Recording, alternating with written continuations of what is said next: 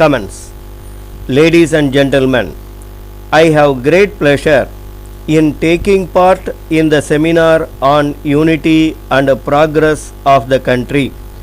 During the discussions that were held this morning, this subject was dealt with by men of experience in different walks of life. I am sure their views will be taken into consideration by those who are responsible for shaping the destiny of the country. I would like to share with you some of my thoughts in this matter. In the first place, when we talk of unity, some may wonder why this is talked about over and over again at a time when we are already united.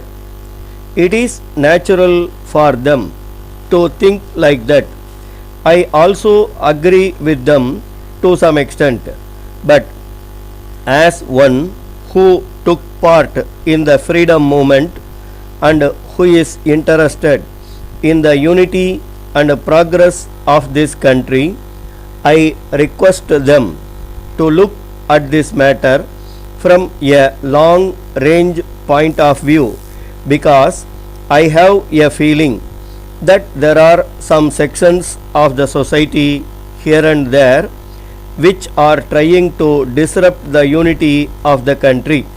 After India became independent, popular governments are functioning both at the center and in the states, and they are doing their best to meet the requirements of the people and to raise their standard of living by implementing a number of schemes.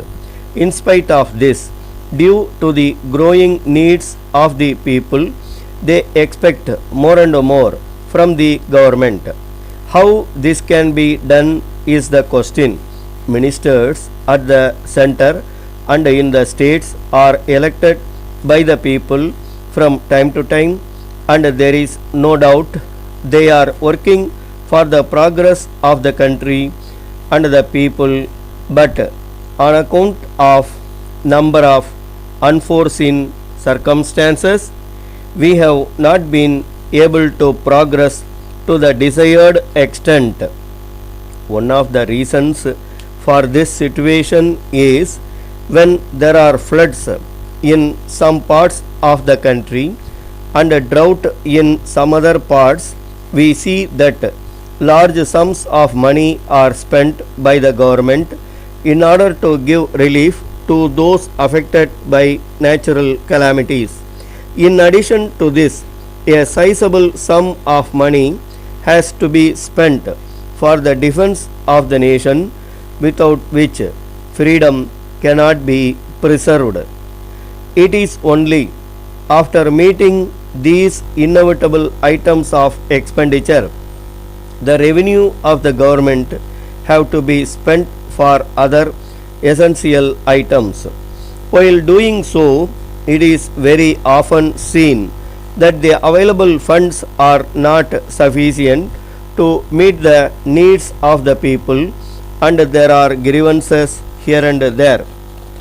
Taking into consideration these aspects, the government and the people have to work together to make the best use of the natural resources and increase the national wealth.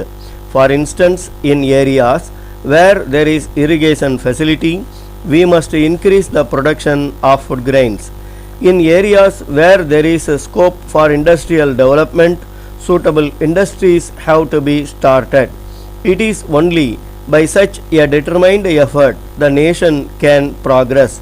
Another matter is that while we have to take advantage of the latest developments taking place in the advanced countries and adopt them, we have to see that in our country, where there is plenty of manpower and vast areas of land available for exploitation, we have to plan in such a manner as to provide work for all our citizens. My view is that in a developing country, we cannot allow anyone to remain idle without doing some useful work or other because only a nation which is active can progress. Letter dated 10th April 1983 from Thiru M. Sarathi, Advocate, Rajaji Salai, Madras, to Messrs. Selvam and Company, Broadway, Madras. Dear Sirs, under instructions from my client Thiru V. Ramasamy, residing at 4 Lush Church Road, Madras, I am writing this letter to bring to your notice the following. You are in occupation of the premises owned by my client at 20 Broadway, Madras for the last 10 years. I have to point out that the period of lease had expired last year, and my client wrote to you a number of letters requesting you to vacate and give vacant possession of the building, as the same is required by him for the expansion of his business. You have replied in your last letter that it would not be possible for you to vacate it immediately because it would be difficult to secure a suitable building in the same locality, and have requested for extension of time till the end of this year. As far as my client is concerned, the premises is required by him immediately, as the building where he is at present running his business is required by its owner, and therefore he has no other alternative than to get back his premises from you and shift his business to that place.